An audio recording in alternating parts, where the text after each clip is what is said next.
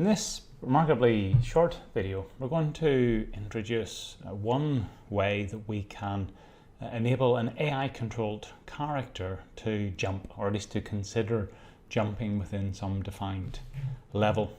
It will be brief because we only are exploring one approach. There are different types of techniques that could be used. Jumping does very much depend upon the game style and also what type of capabilities we want to provide to our AI components. I suppose in a lot of cases, jumping isn't necessarily the type of thing that does make its way in to control of AI characters. And that can be with good reason.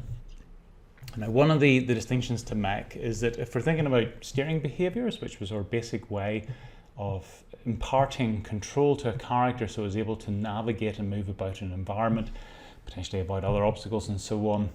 The steering behaviors, they would generally run several times a second, which means that if we make an error or we've made a wrong decision or suboptimal decision in one of the decision points, then it's only a very short period of time until we go back and reconsider it and we have an opportunity to update or to revise our estimate.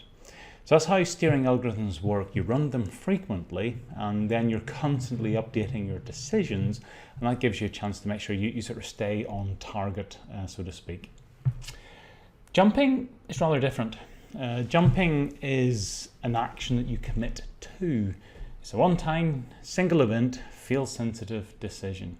So what that means is when you decide, am I going to jump? And if you do, you decide, I'm going to jump now from this point, and I'm going to try to get to some other point. It is inherently risky in the sense that you may not, depending on the speed, direction, some other factors, be able to make the jump. You have to be sure. So it might succeed, it might fail.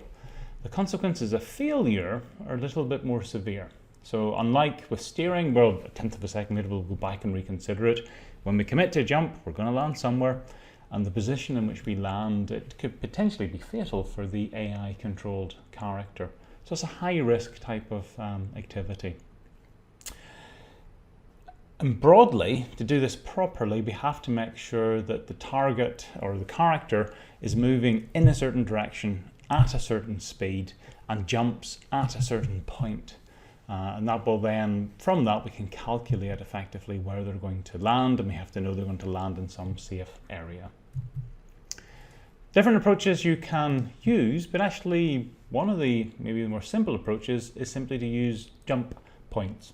So these are things that the designer can put into the level, and they highlight regions where an AI control character really should consider jumping. So we're almost avoiding a situation here where the AI control character is trying to look about, to ponder, to try to understand their surroundings, to one where the designer says, okay, if you get to this point, you probably do want to jump. It's irrelevant to jump at this.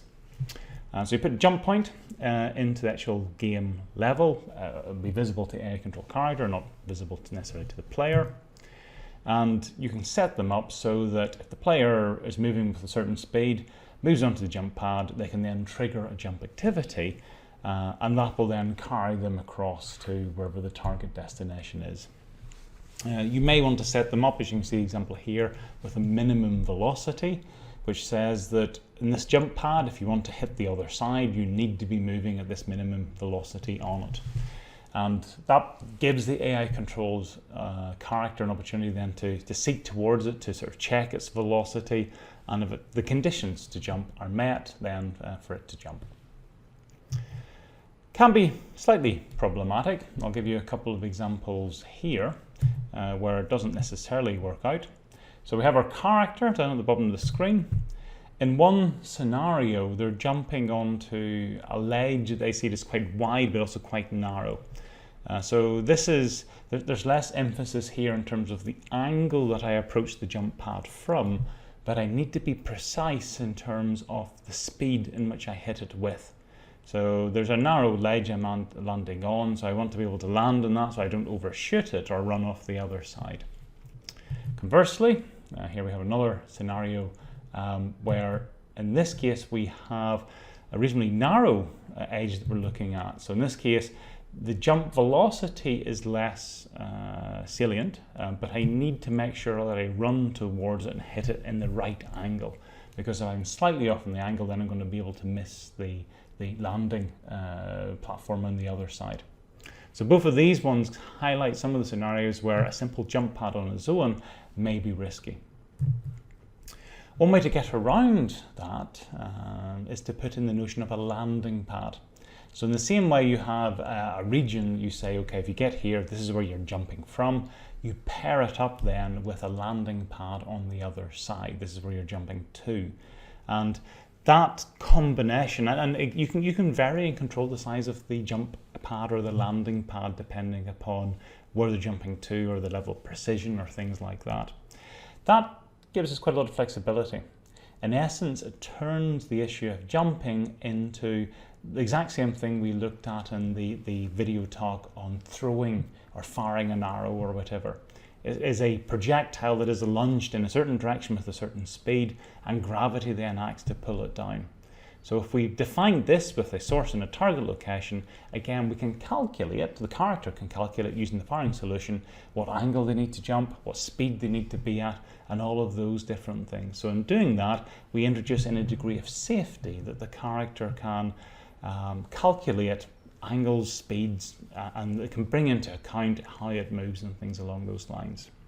It gives a lot of flexibility. So some of the more fun things you can do there, if you have a reasonably light character that knows they can accelerate and hit a certain speed for the jump pad, they can do it. For larger characters, if they will not be able to reach the target speed by the time you get the jump pad, they can back away and then accelerate towards it. So it can be quite a flexible setup to do. Only one takeaway here, I mean, there are different approaches to use. Quite a flexible one is the notion of a jump pad tied into a landing pad. We can do a lot of calculations around that. So it's certainly something worthwhile considering if you want to put jumping or the ability to jump within your particular game.